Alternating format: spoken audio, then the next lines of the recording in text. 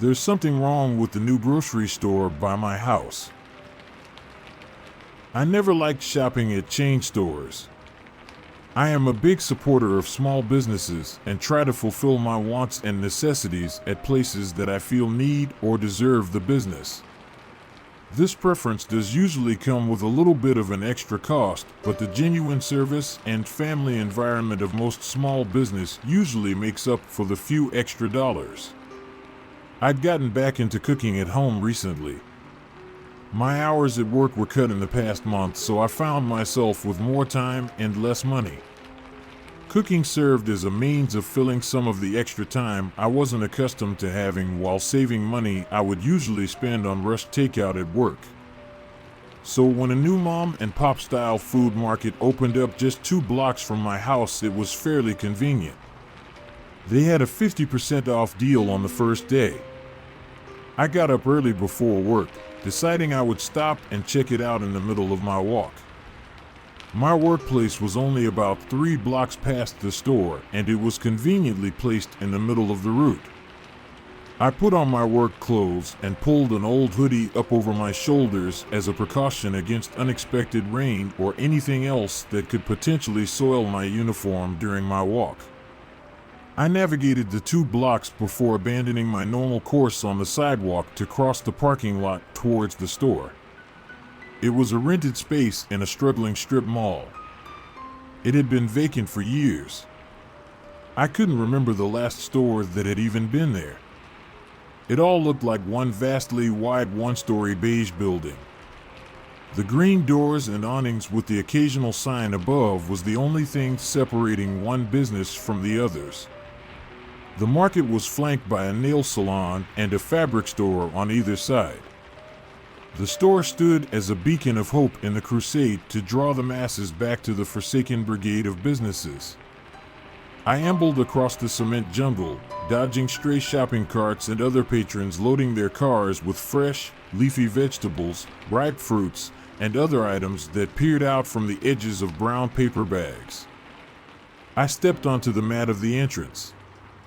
The automated doors whirred as they parted in the middle and slid along their tracks to either side, inviting me in with a refreshing waft of cool air. The store was much larger than I expected, however, not as large as most chain grocery stores. Old crate racks held rows of fresh fruits and vegetables to the far right behind 4 checkout lanes perpendicular to the large windows lining the side of the store.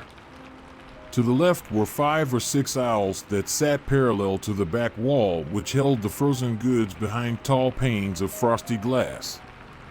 I picked up one of the olive-colored baskets adjacent to the door and meandered along the aisles, browsing through the items.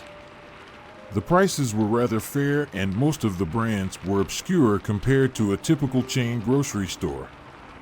The shelves held mostly organic items, along with several gluten and grain-free options. In the very back was the deli. Several workers attended to the stock of meats and cheeses, wrapping up different items for the customers and passing them along the counter with a smile and thanks. I continued skimming through the goods, depositing a few items in my basket here and there, and proceeded to one of the checkout lanes.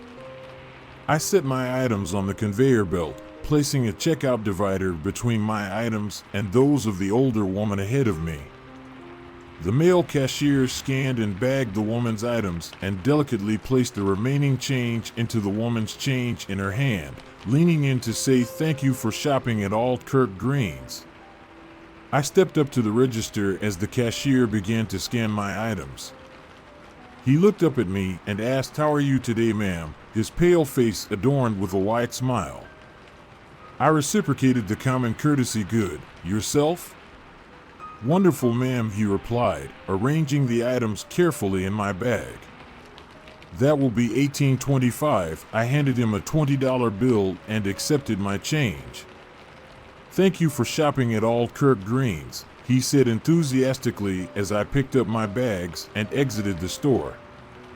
It seemed like a nice place, and I was more than pleased that I would no longer have barreled my way through the hordes of customers and skirmishes to get the last box of cereal or bag of cat litter and the exhausted drawl of unconcerned employees at the larger grocery store nearby. I made my way to work, stashed my goods in my locker, and carried about my duties. After I was done, I grabbed my things, locked up, and headed home. I prepared a peach cobbler with the ingredients I had gotten, had a slice, and went to bed. I repeated my normal routine the next morning, put on my uniform, pulled on my hoodie, and headed for work. I was short on cash and had decided I would visit the store once a week at most for ingredients and staple foods. As I passed the store on my usual path, I could see it bustling with customers. I was glad to see others supporting a small business. The parking lot was full of cars and the store appeared to be packed with customers. I continued on my way to work, completed my shift 5 hours later, then locked up and began my trek home. There weren't many street lamps lining the path I took, but it was a rather safe area, so I didn't feel threatened by the dark. I began to pass the shopping mall, propelled by the thought that just 2 blocks away was my favorite chair and a slice of cobbler. I felt a tap on my shoulder and swung myself around with a jump. My heartbeat instantly jumped. I curled my fists and readied myself to face my attacker. In front of me stood a man, slightly hunched, eyes slightly gleaming in the moonlight. Hey, he stammered rapidly. He wore an old, torn military-style jacket and ragged jeans. The soles of his shoes were half separated from the rest of his shoes and clacked as he hopped from one foot to another nervously. His hands fidgeted nervously in rhythm with the clacking of his shoes against the cracked cement. Are they open? Don't you think they're open? He sputtered anxiously. Excuse me? I said, bewildered. The store, it's open, right? Right? That store? I asked, pointing towards the market. Yeah, he jabbered excitedly. No, I think they closed an hour ago or so, I replied, inching away with each word. No, look. Lights are on, he said, pointing in the same direction. I looked over and noticed that some of the dim lights were indeed on in the store. I think they're just on for security. They are closed. Sorry. I explained, slowly walking away.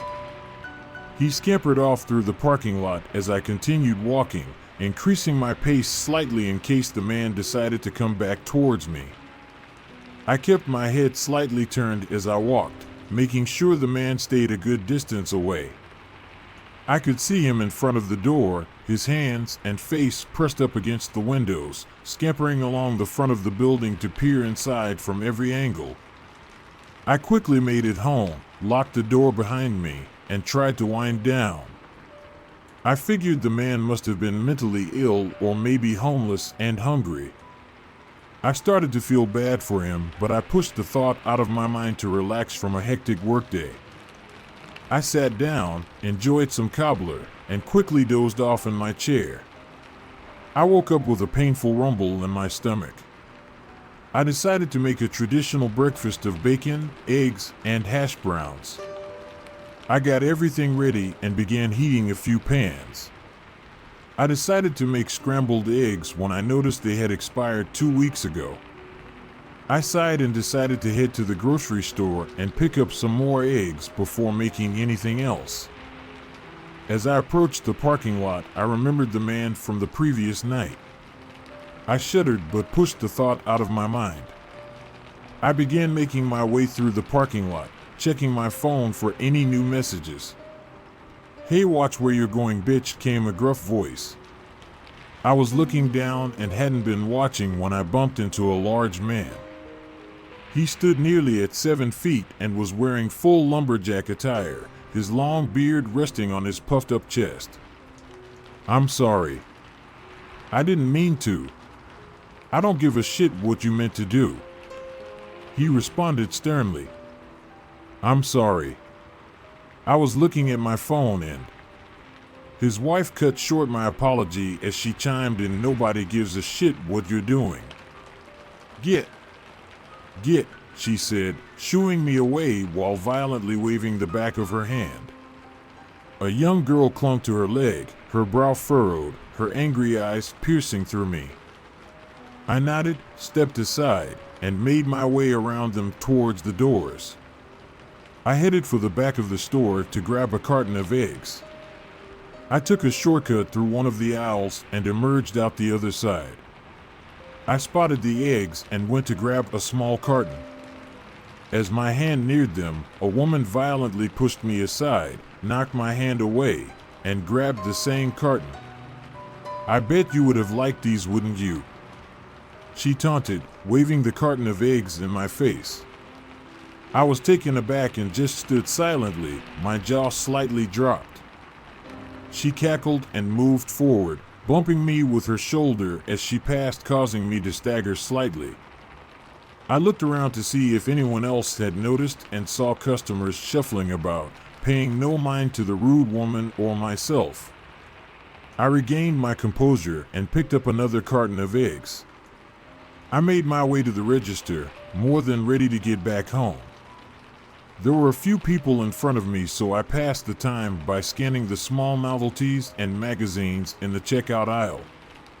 I heard a loud thump from behind me and saw two older women on the floor, struggling against one another. They rolled around on the tiles, failing to hit one another as they tumbled over one another, trying to pin the other down. I stood and watched in shock. The two women must have been at least 60 years old, but wrestled one another with the speed and force of someone at least 20 years younger. I looked around to see if anyone was coming to break up the fight. The cashier continued smiling from ear to ear at each patron as he completed their transaction. A few people passed by, glanced at the women, and continued as though nothing was wrong. I was next in line and stepped up to the register. Maybe you should go help them? I can wait. I questioned the cashier, glancing and tilting my head towards the two women. He peered over at the two women and responded, everybody loves our products, ma'am. I was surprised and somewhat disgusted by his indifference, but he carried on, continuing to scan and bag my items one by one, the smile painted wide across his face all the while. That will be $2.16, ma'am, he said cheerfully. I handed him $5, maintaining a look of displeasure towards him, hoping he would notice, but he continued to carry on with a wide smile and swift, calculated movements. I hastily grabbed my change from him. Thank you for shopping at all Kirk Greens, he said in his excited tone. I grabbed my bag and stood, checking on the altercation between the two women near the aisle. Blood was streaming from one woman's face and the other lay spread out on the cold tiled floor. I walked over to the women and stretched out my arm to help one of them up. Get away from me, she barked in a raspy voice. I recoiled my arm and then offered it to the other woman, who gazed at me coldly. Go, was all she said in a deep whisper before tearing the bag from my hands. She threw the bag across the store. The eggs flew through the air before exploding into a murky wiggling puddle of liquid as they hit the ground. Both women immediately rose, sprinting across the store, trying to shove one another out of the way before dropping to all fours. They began to lap at the shattered eggs, their teeth cracking through the shells, their tongues pushing the squirming yolks across the floor. I froze and watched as they pushed out grunted breaths as they licked up every piece of the broken eggs. I slowly stepped back towards the door. Thank you for shopping at all Kirk Greens, echoed behind me as I sprinted through the doors as fast as my feet could carry me. I darted back home. Sat down with my head in my hands, elbows resting on trembling knees, trying to figure out what I just saw. I couldn't get the image out of my head. These women could not have been capable of this speed, this savageness, this ferocious anger. I had work the next day and would have to pass the store again. The image was haunting me, and I almost contemplated calling into work to have time to recover from the whole thing. I didn't want to pass that store. I decided to tough it out and go to work the next day.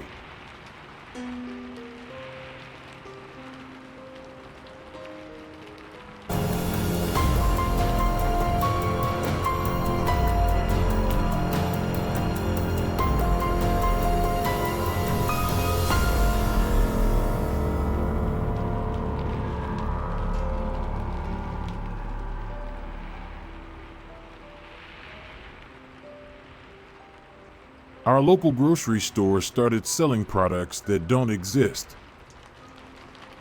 Nostalgia can be such a fine feeling.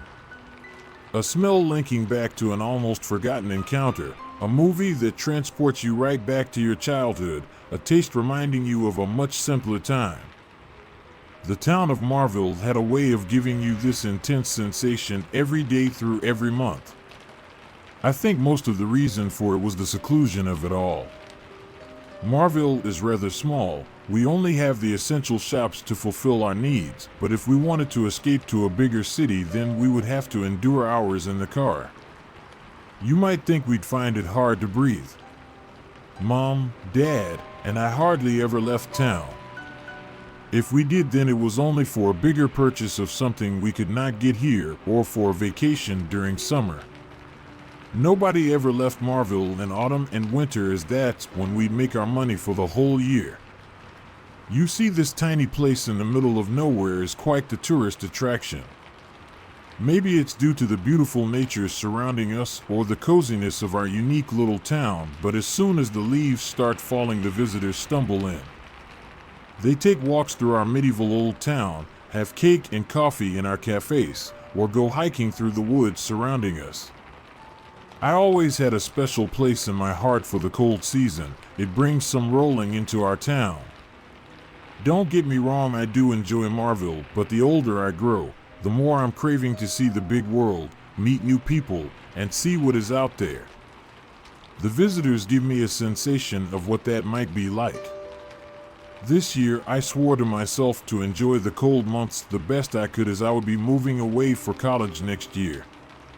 It would be the last year I'd help my parents in their coffee shop, and the last year I'd get to spend with my two very best friends who lived on the same street as my family. Little did I know that this year would by far be different than anything I'd ever witnessed here. It started with something as banal as it can be. Our supermarket. I know we like nostalgia, but we still live in modern times and can buy the same things that are sold everywhere around the country. We only have one supermarket in town, but it is as big as they come. It sells everything from food to drinks, drugstore articles, and handyman stuff. Our Coke was Coca-Cola or Pepsi. Our cereal is Lucky Charms or Honey Puffs.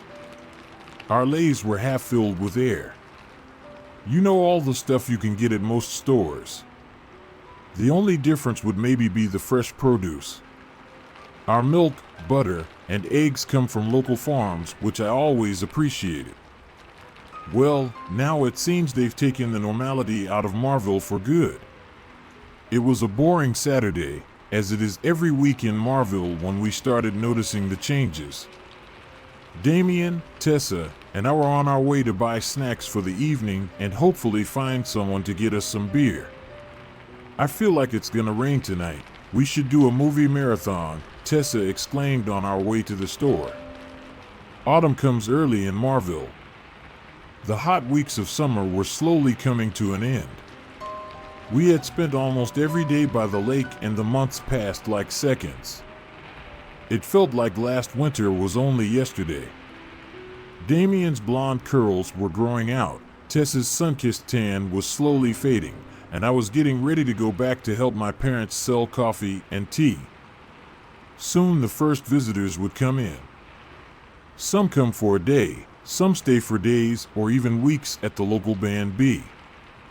Ugh, Damien grunted. What fucking movie have we not seen yet, Tess?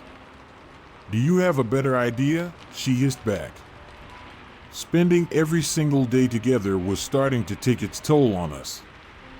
These were the last carefree days we had though, and I wanted to cherish them and do as little as we could as long it was still time to relax. Soon we'd have to get back to studying and working. The automatic doors to our local Mars store opened, and we were greeted by the cold breeze of the air conditioner. There was a distant melody playing from the speakers of the store. Something old and cozy. I guess they were trying to get us into the holiday spirit, all ready to frame a need for consumption. Most grocery stores have a very specific setup. They start with greens and fruits because when you start shopping, your mind is focused and you might want to go for the healthy options. You start filling up your cart with them, and when you make your way to the end of the store, the focus is killed and you go for the sweets. Well, my friends and I usually skip the healthy section altogether. Today, however, they caught our attention. We had only stepped in and our awareness was sharp. What the fuck? Tess whispered. None of the fruits looked remotely like anything I'd ever seen before. There were bananas 3 times the size of the ones we know with a purple coat. The apples were tiny and came in plastic buckets. The cucumbers were shaped like pretzels. This had to be a joke or some kind of prank, but since when did grocery stores care to play with their customers?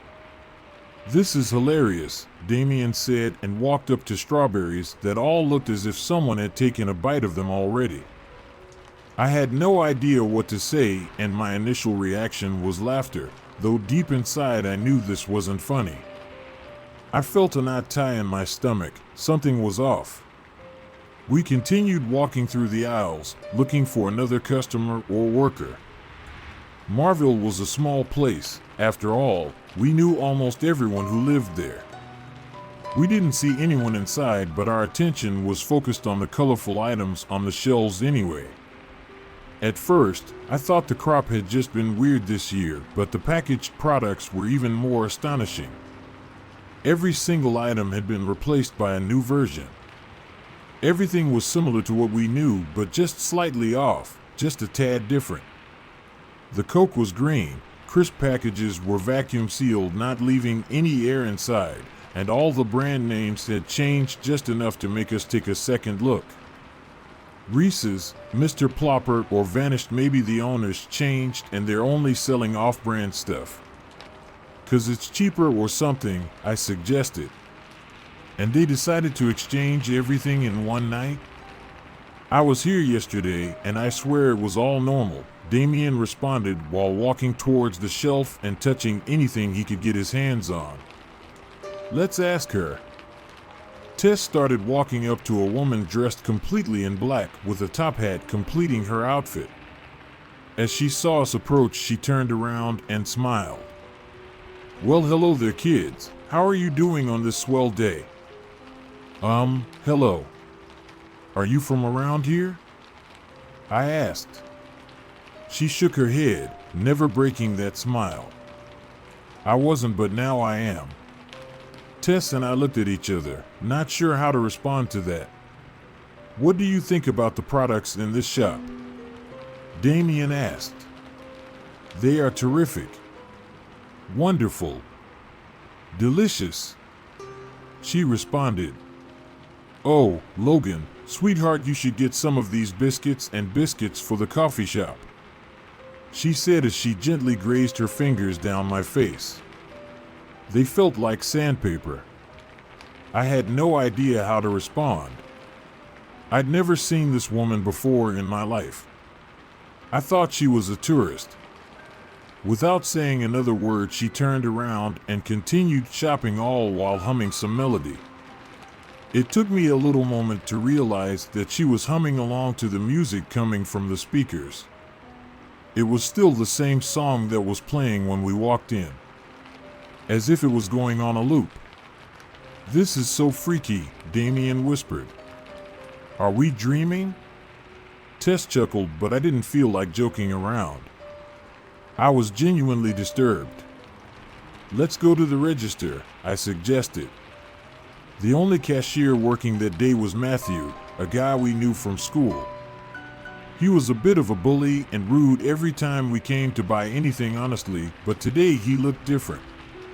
He was smiling and humming just like the lady and waved furiously when he saw us. "Matt, what the hell is going on? What happened to the store?" I almost shouted. He shook his head while making intense eye contact. "Absolutely nothing happened. What are you talking about? We didn't buy anything and just walked out." Damien suggested getting some of those weird snacks, or at least the crazy fruit, but being in that store somehow made me feel nauseous. I felt like I was just on the brink of passing out. Altogether, I was simply feeling wrong. That's the only way I can describe it, and so I told my friends I would be going home for the night. The closer we got to our street, the more tired I became. I started wondering if I was hallucinating, but it seemed as if my friends were witnessing the same peculiar events as me. We said goodbye and all went to our own homes to check with our parents. As I opened the door to our home, a shiver went down my spine.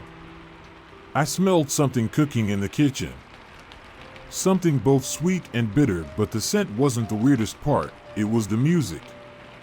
The same melody from the Mars store was coming out of our radio. "Mom? Dad?" I shouted. "Oh honey, you're home. Come in, love, we were just about to have dinner." My mom was wearing a dress and white gloves. My father was dressed in a brown suit. "Is there a special occasion?" I asked. "What could be more special than a loving dinner with your family, son?" My father responded in a dry tone. I took a seat and swallowed. Mom, Dad, have you been to the store today?" "Why, yes, I went just this morning to buy some flowers and branks," my mom casually answered. "What?" She pointed at the pan that was filled with some weird substance. It looked gooey and was formed into squares, like a mixture of pudding and crackers. Both my parents looked at me as if I was the one losing my mind. My stomach started rumbling again. Maybe I was getting sick. I wondered if I was having a fever. "I'm sorry, I'm not feeling so well. I'll take a little nap, okay? You're not eating with us?" my mother asked with a strange twitch in her eye. "I'll eat later," I mumbled and made my way up the stairs. "You better." I heard my father shouting from the kitchen. Now I don't have to tell you that something off was taking place. I simply couldn't understand what it was. I felt like I was losing my mind. And things didn't stop there. When I woke up again, it was dark outside.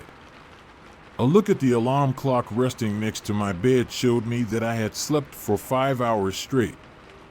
I felt like I was starving and wondered if all the weirdness of today had just been a dream. I rubbed my eyes and stumbled out of bed, ready to go downstairs and grab a snack. Normally my parents would be asleep by now, but I still heard some commotion from downstairs. I grabbed my phone and suddenly everything that happened earlier became far more real again. "Do not eat anything. We'll explain later." Tess had sent me this text a couple of hours ago. I texted her back and tried calling but got no reply. Slowly, I opened my door to see what my parents were up to. At first, I thought the door was locked, but after pushing a little, I realized it was blocked by a pile of food lying in front of it. All things I didn't recognize. I tiptoed towards the stairs. This was the first time in my life that I had ever been freaked out by my own home and family. And then I heard them. My parents were talking and laughing, but they weren't alone. There were a bunch of other voices I didn't recognize, but the one sound that stood out was the melody. They were still listening to it. There was no way I was going down there to confront them. I got back to my room as fast as I could, locking the door behind me. My heart started racing, The cold sweat was giving me shivers, and I felt completely out of my mind. I always knew Marville as the sole definition of the most wonderful place on earth. It is safe and cozy and nice. It looks just like you would imagine Santa's village. The people are friendly, even the tourists. But now something else must have crept in here. Something that doesn't belong, and it is somehow connected to that grocery store with the items that are all just slightly off. I have no idea what to believe anymore, but I feel the deep need to get out of here before more of them appear.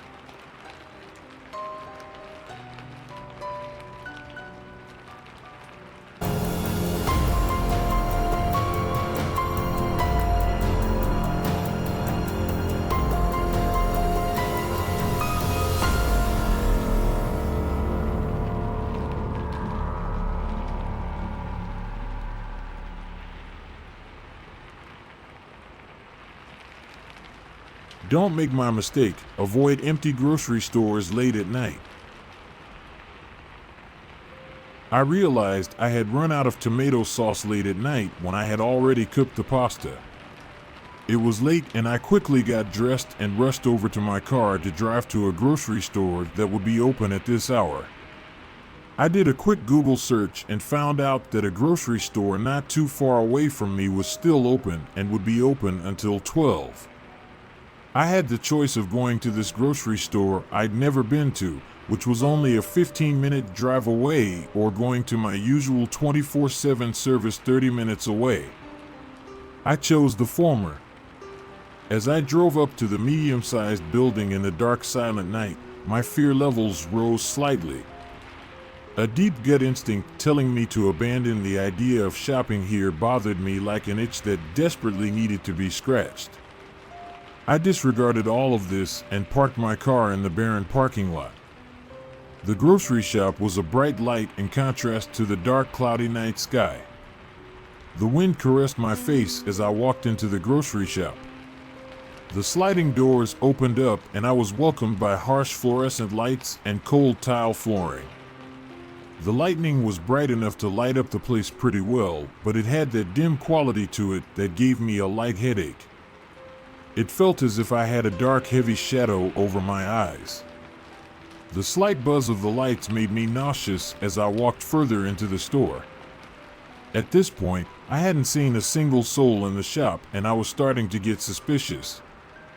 When I first walked in and found no cashiers at their stations, it struck me as a bit odd, but not too concerning, as I simply assumed that all the workers were on break.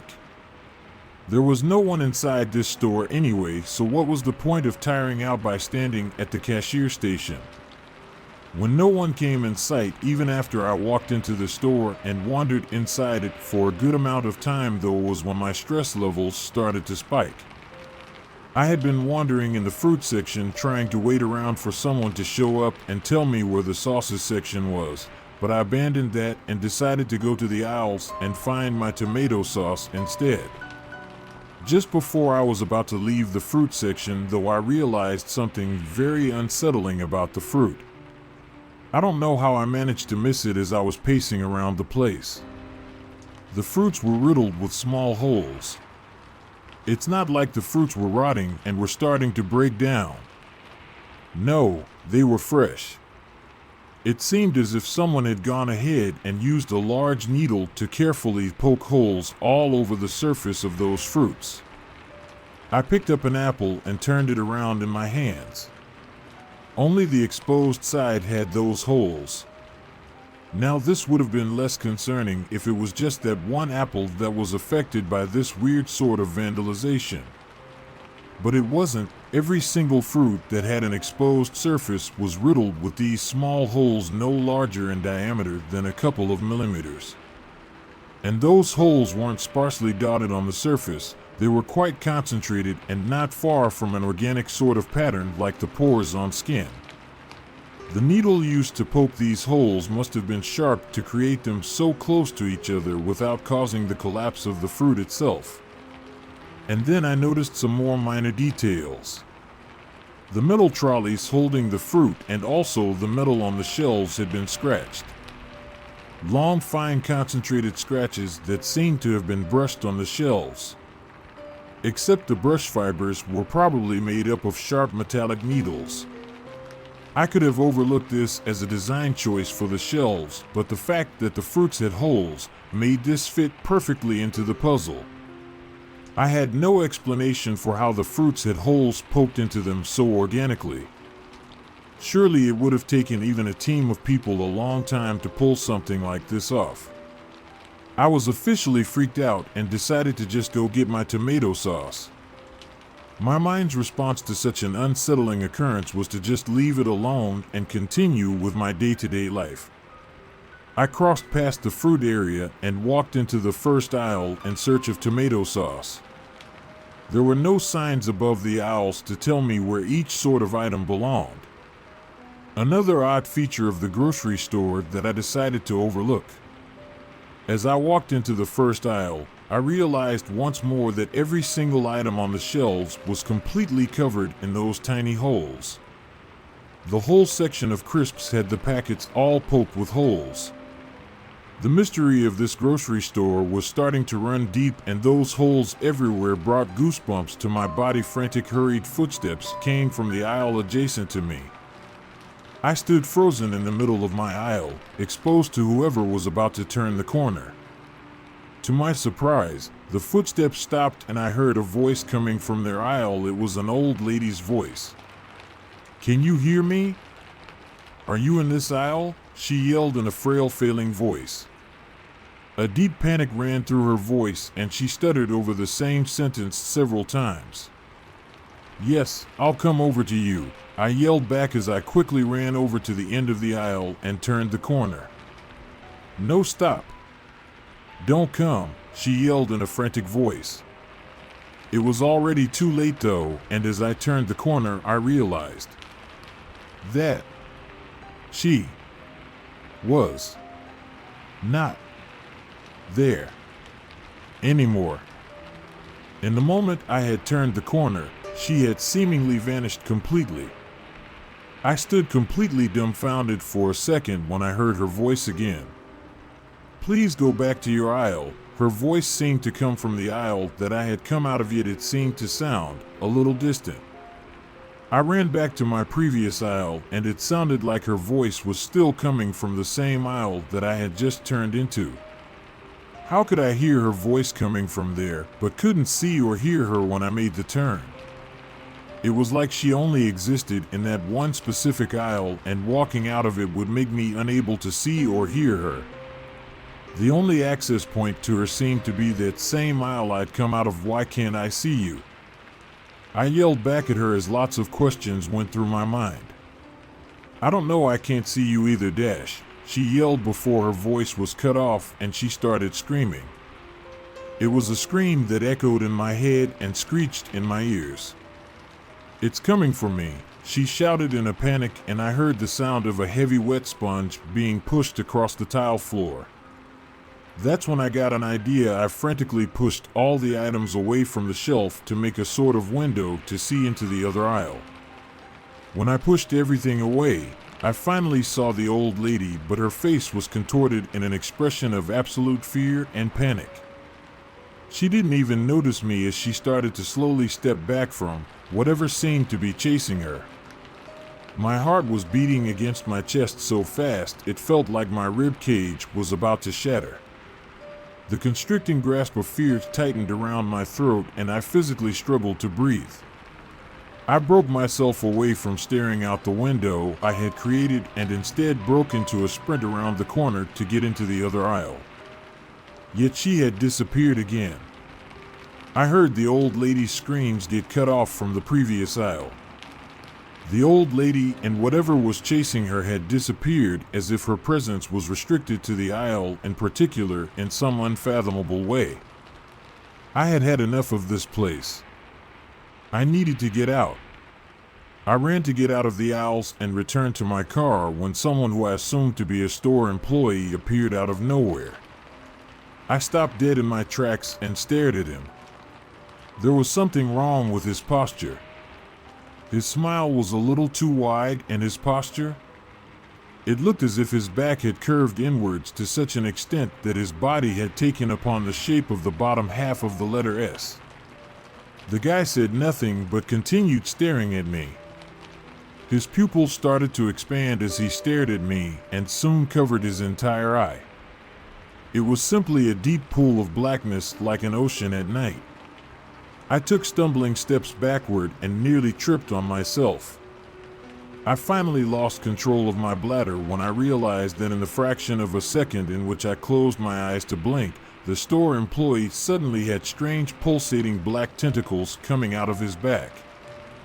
They seemed to be covered in millions and millions of tiny black fibers that all ended in sharp points.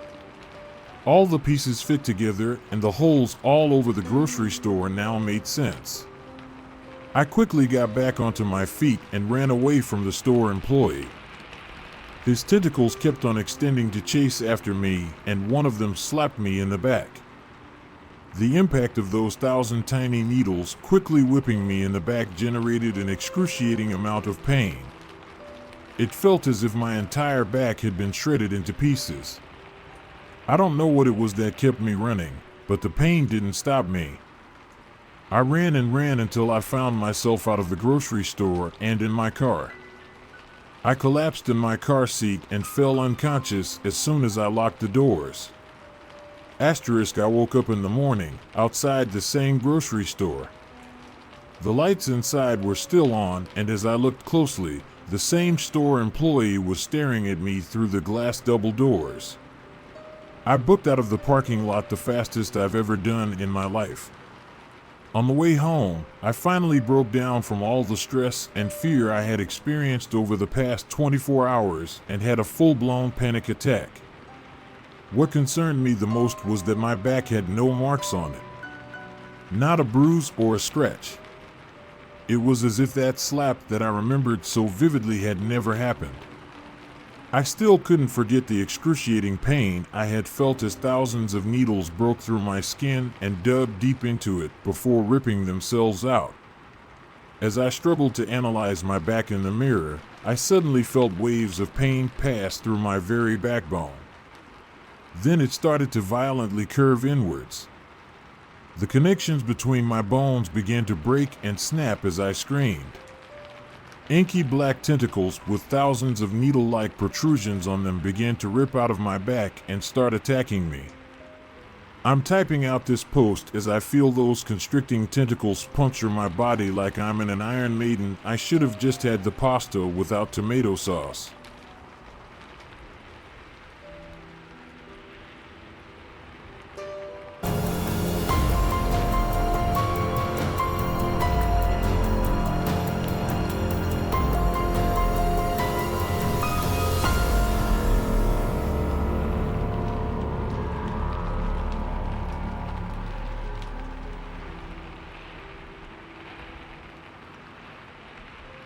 A customer at the grocery store kept repeating himself, then he started repeating other people too. I used to work stocking shelves at a grocery store.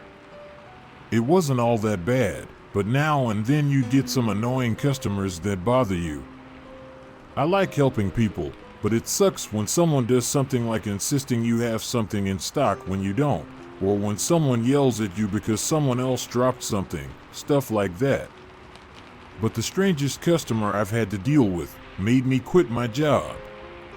Made me a little afraid to be around people at all. It was a day like any other day, I guess. There was nothing that suggested it was going to be any different from any other mildly monotonous shift. I was in the latter half of my shift, the point where it's not quite close to time to go home yet, around when I usually start to zone out. I was in the far corner, which is usually always pretty quiet, stocking one of the ends of the aisles with the soup that was on special. Behind me was a little area kind of separated from the main area, general merchandise. That's where we keep all the random crap like kitchen stuff, pool toys, and holiday stuff. This clean-shaven guy with a brown buzz cut walked up to me and asked, "Where's the ketchup, buddy?" He was pretty tall, probably close to 7 feet. The guy had a square jaw, He looked a little rough, but friendly at the same time. Just your average dude. He kind of struck me as a father, just something about him I don't know. His blue eyes had this look to them like he could have cracked into a joke on a moment's notice, probably a pretty crude one. My first impression of this guy is important, considering what happened afterward. I had to shake myself awake a little as I answered him, in aisle 15. He winked and gave me a thumbs up. Thanks, buddy, you're a lifesaver. I smiled and went back to stocking the shelf, and saw him wander off into aisle 15 in the corner of my eyes. A few minutes later, after I finished putting the first box on the shelf and went to take the next one off my cart, I saw the same guy standing close by, looking down at me with this weird expression on his face. Embarrassment, I guessed. Then he smiled again. Where's the ketchup, buddy? I blinked. He shifted around a bit. Did he forget the aisle? Could he not find it? Or maybe we were just out of ketchup, though I doubted it. Whatever, it was no big deal. He must have been thinking about something else and forgot. Nothing to be embarrassed about. I pointed the aisle out to him that time, aisle 15. He winked again and gave me another thumbs up. Thanks, buddy, you're a lifesaver, and he went to wander down the aisle. I laughed. He stopped and turned back to me just as he was about to turn the corner, and he gave me this mildly perturbed look. I closed my mouth and then he went down the aisle, kind of stomping off. I didn't mean to be rude by laughing, and I thought he was laughing about it too. A minute later, I saw him going to the checkout with a girl, his wife I assumed. In another 5 minutes or so, I had finished stocking that shelf end, so I started to bring the cart out back and load up to restock the sparkling water. When I got to the other end of the aisle, the same guy was standing there looking the other way. He seemed lost. He turned his head around and caught me in the corner of his eyes, recollection flashing in them. He wasn't holding anything and didn't have a cart, didn't find the ketchup. I asked him politely. He smiles and nods. Where's the ketchup, buddy? I can't help blurting out a little laugh. Scratching my head, I wondered if he was fucking with me. Or maybe he was high. He had sounded the same as the other times he asked it, almost like he was playing a recording instead of speaking. I decided to show him directly where the ketchup was. Are we out? I asked. The guy's smile quivered a little. Maybe he really couldn't find it. Here, I'll show you where it is. I started walking down the aisle, and sure enough, I could see the ketchup from where I was. The guy blinked and watched me, but he didn't move. This way, I motioned down the aisle. His eyes widened a little like I was speaking in a foreign language or something. Then, after hesitating, he stumbled after me. His demeanor had suddenly seemed so different from his confident appearance. He came after me shyly, like a lost kid, while I stood in front of the ketchup. The shelf was pretty much full, and if I'm being honest, there's no way someone could have overlooked it unless they were blind or under the influence. I stood by it, and he kept walking until he stopped with a jolt right up next to me. Like he didn't understand why I had stopped. He eyed me expectantly until he opened his mouth to say something, then his lower lip trembled and he shut his mouth again. Right here, sir, I pointed to the ketchup bottles. He blinked a few times, looked hard at me, like he was trying to calculate a 50 equation math problem in his head, scanned down my body, and rested his eyes on my pointing finger. It's needless to say it was an awkward situation. The ketchup is there, I stammered out. His eyes suddenly lit up like he had won the lottery. The dilated pupils in his brown eyes shrunk. Then he smiled and nodded vigorously. Thanks, buddy. You're a lifesaver. He gave me the same thumbs up. I laughed sheepishly. Yeah, happens to the best of us. No worries. Haha. I wandered awkwardly back to my cart, turning back to see him smiling contentedly at the ketchup. I loaded up some sparkling water onto my cart, but the raspy voice of Greg, the manager, stopped me. No, John. Not my real name, but for reasons that may become apparent, I don't want to say my real name. He came out from behind one of the loaded pallets. He's pretty short, so I didn't see him at first. Bring a pallet of the toilet paper that's on sale out by General Merchandise. Captain. Greg laughed, though it sounded more like he was choking. I swear the guy smokes at least 2 packs a day, and I wouldn't be surprised if it was 3. I got the pallet ready to take out and started hauling it out towards the doors with the pallet jack. Someone was standing at the doors, probably about to go inside, but they retreated out from behind the plastic window as I approached, and I inwardly thanked them, since it's kind of hard to stop pulling a pallet once you get going. I pushed myself through the plastic doors, and someone laughed right next to me as I came out.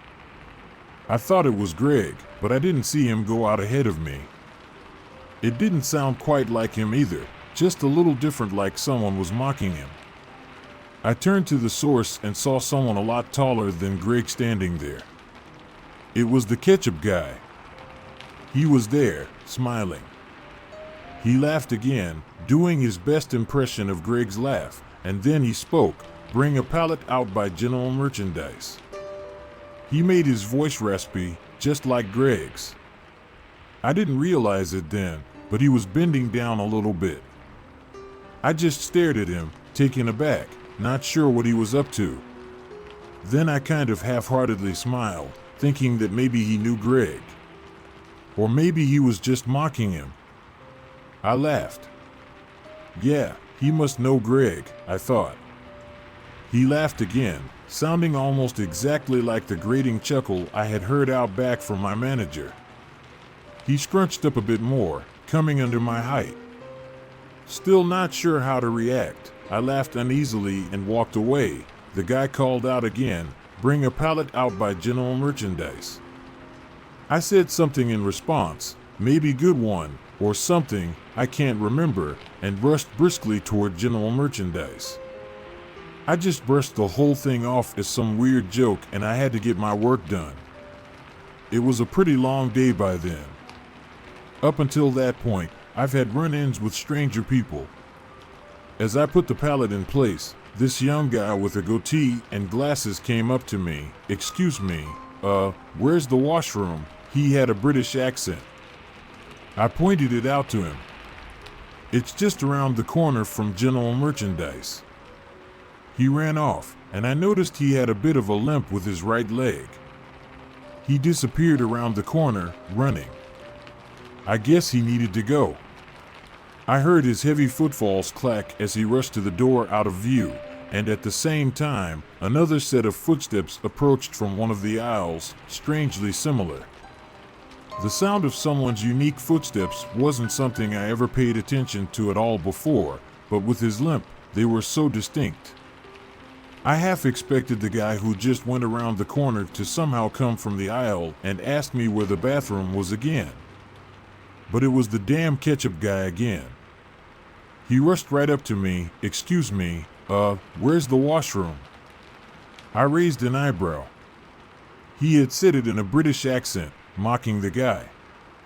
When I didn't laugh or respond immediately, he looked around with a strange look. At the time I thought he was embarrassed. I didn't laugh. Whatever he was doing, I didn't find it funny. Sir, I tried to be polite with him. I don't know what you're doing, but I'm just trying to do my job, okay? His eyes widened. He looked like he was going to cry. My other eyebrow raised. What was up with this guy? He looked around frantically. Excuse me, where's the washroom? I thought he was genuinely asking for a second, but he still said it in his mock British accent. He had to be fucking with me, but his body language and facial expression suggested otherwise. Sighing and shrugging, I pointed towards the washroom. He nodded, assured but still panicky, and brushed off around the corner. He ran with the same limp the British guy had. Before he rounded the corner, he turned back at me for just an instant. I couldn't read his expression. Shrugging to myself and shaking my head, I took the pallet jack out from under the pallet when I heard a shout come from around the corner. "Good day, young man," an old lady greeted me as she passed by. I nodded to her, still looking in the direction of the corner.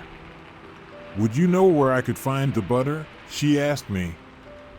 I turned away from the corner and cleared my throat. Just down in aisle 17, right there."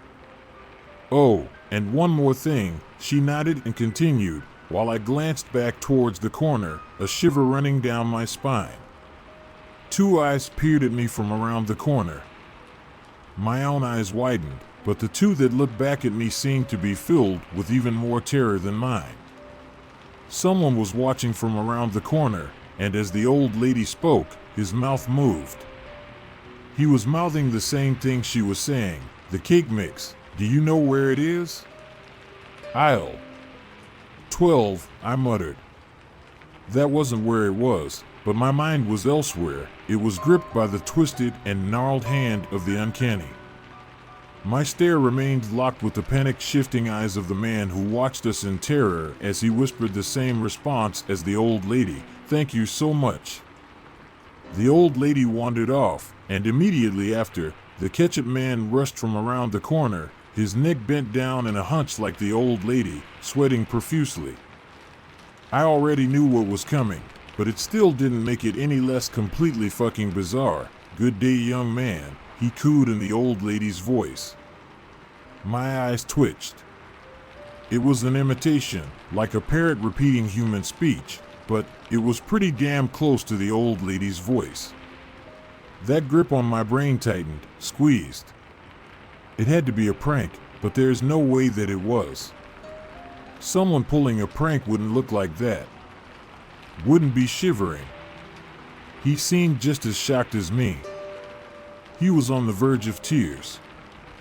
Genuine, pure stark anxiety was displayed clearly on his face. I didn't know what to feel, an emotion I still don't understand racked my body. I shuddered, and the man trembled, his neck twitched like the nerves inside of them were readjusting. Or maybe it was his vocal cords. And then, "Would you know where I could find the butter?" he asked in the old lady's voice.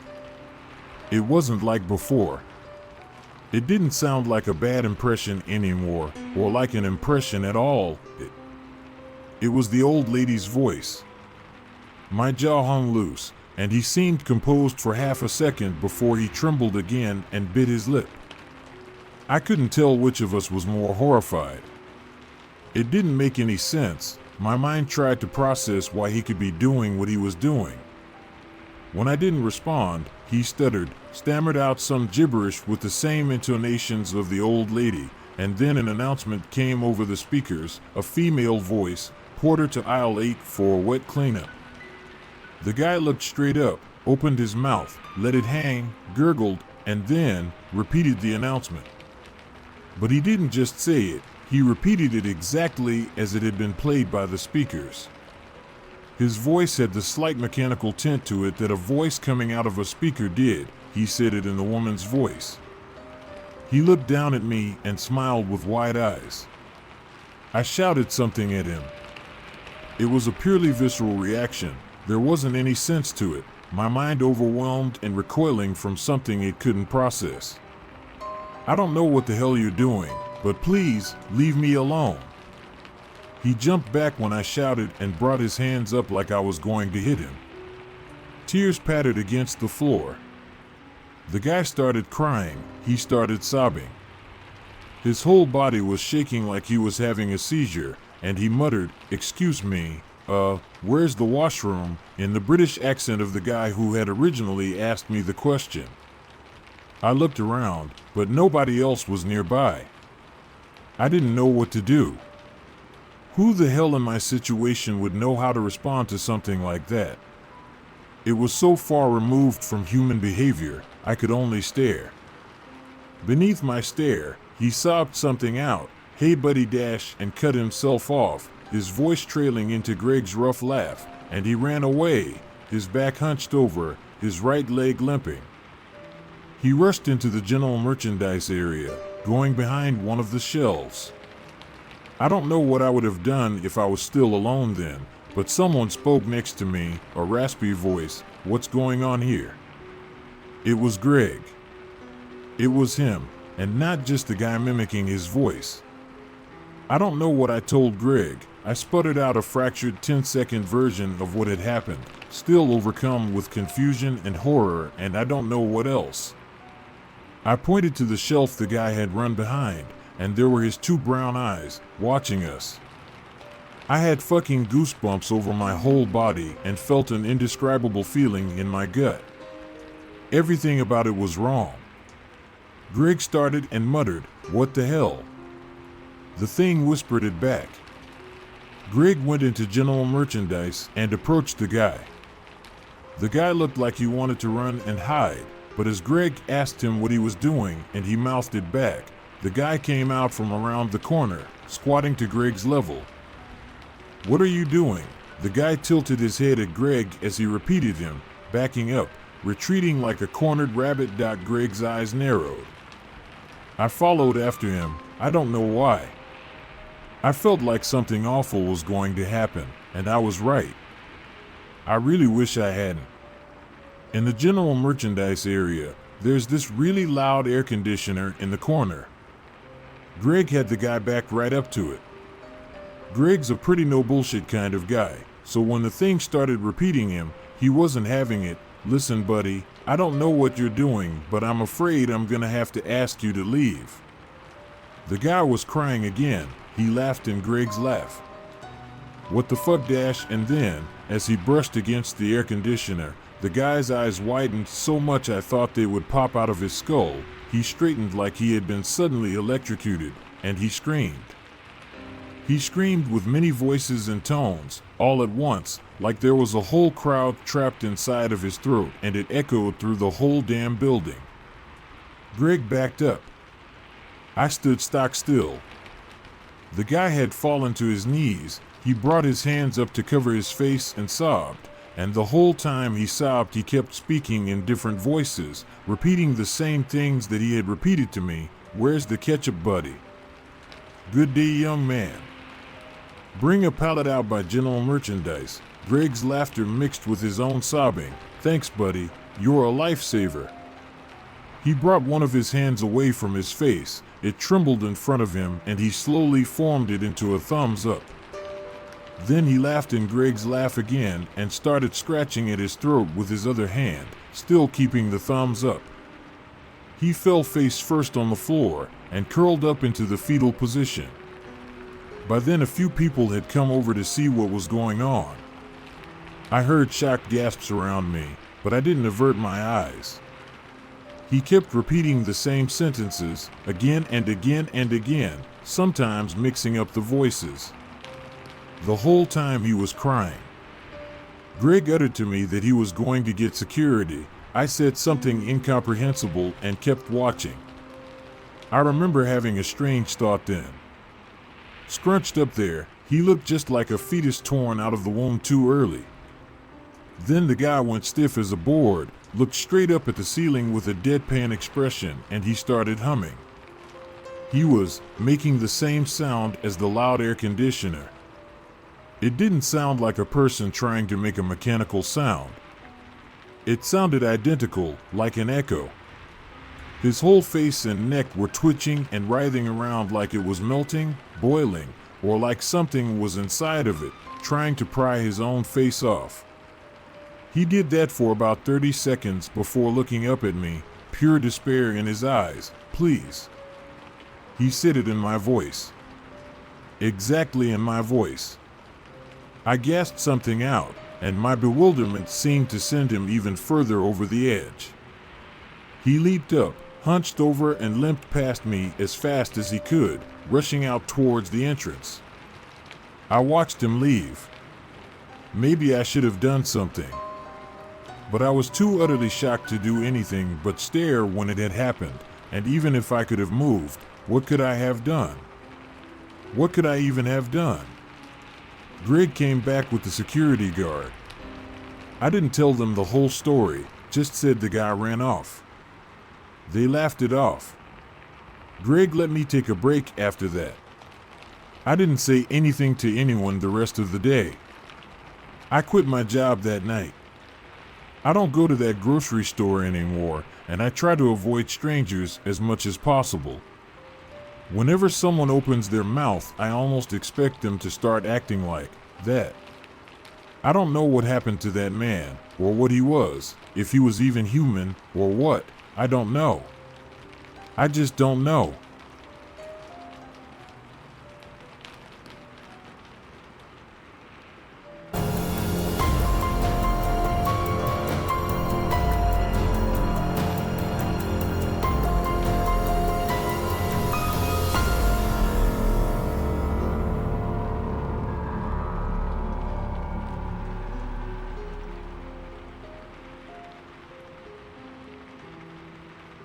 I worked for a slaughterhouse in the Midwest.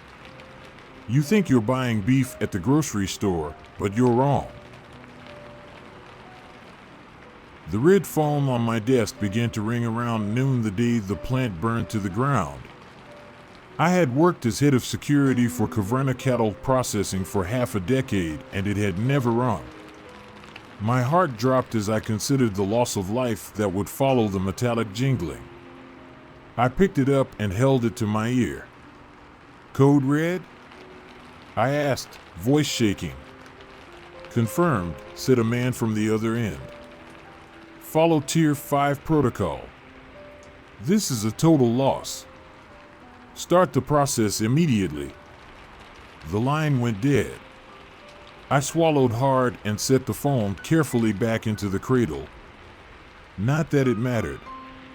It would be a charred pile of plastic before the day was out. I lifted the plexiglass cover on the wall above my desk and pushed the yellow button labeled Slaughterhouse. A secondary red button flashed below it. Sweat poured down my face as doubt swept through my mind. I wanted to think it wasn't too late, but I knew it was. I pushed the flashing red button to finalize the operation. The slaughterhouse workers were all dead anyway. Looking at the security monitors for the slaughterhouse, I could see the staff scrambling toward the doors. As soon as I hit the secondary button, the magnetic locks engaged and there would be a mechanical voice playing through the overhead speakers announcing the lockdown. It would tell some soothing lie that normal operations would resume any moment, but they knew better. In a dead-end town like this, people flocked to Caverna for decent pay and dependable hours. A few years in, and most of them even accepted the twisted nature of what we did. Most of them probably lied and told themselves nothing bad could happen. For a few brief moments, before they died, they understood it had all been a comforting lie.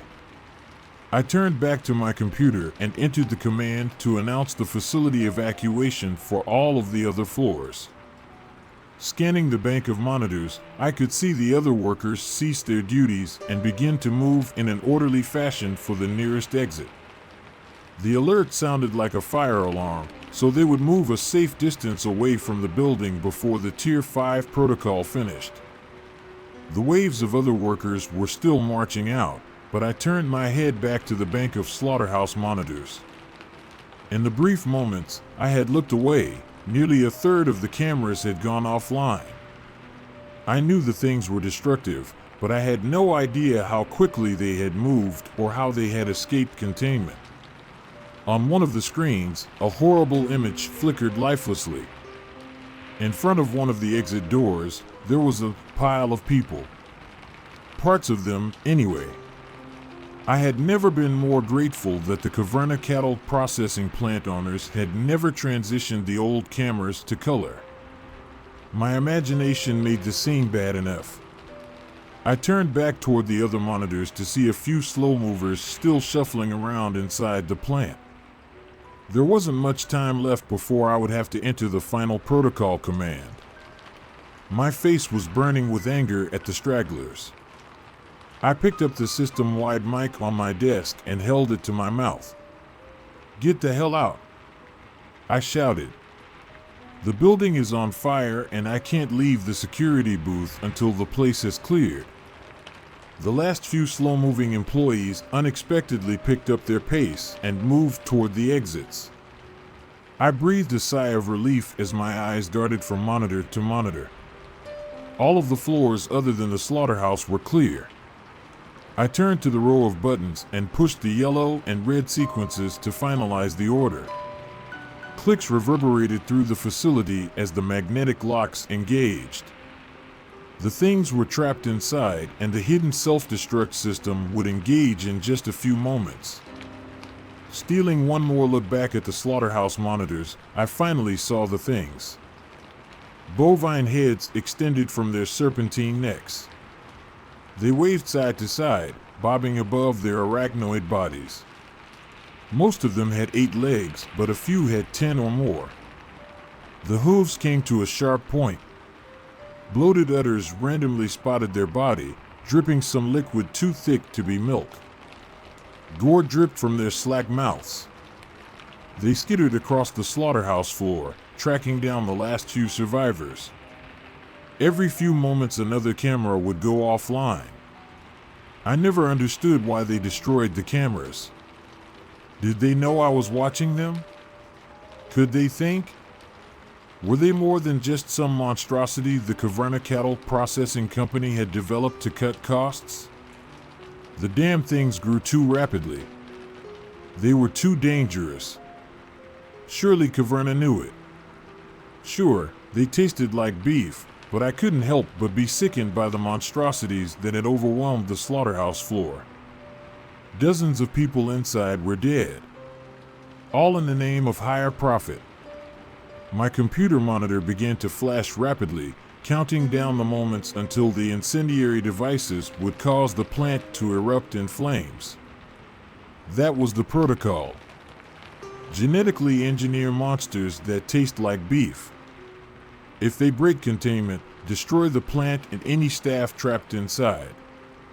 Insurance would pay to rebuild in a new town. The families would get a meager payout. Caverna would just move on. Open a new plant. Breed more creatures. Next time you're at the grocery store, skip the Caverna meats section. It may be a price you like, but you get what you pay for.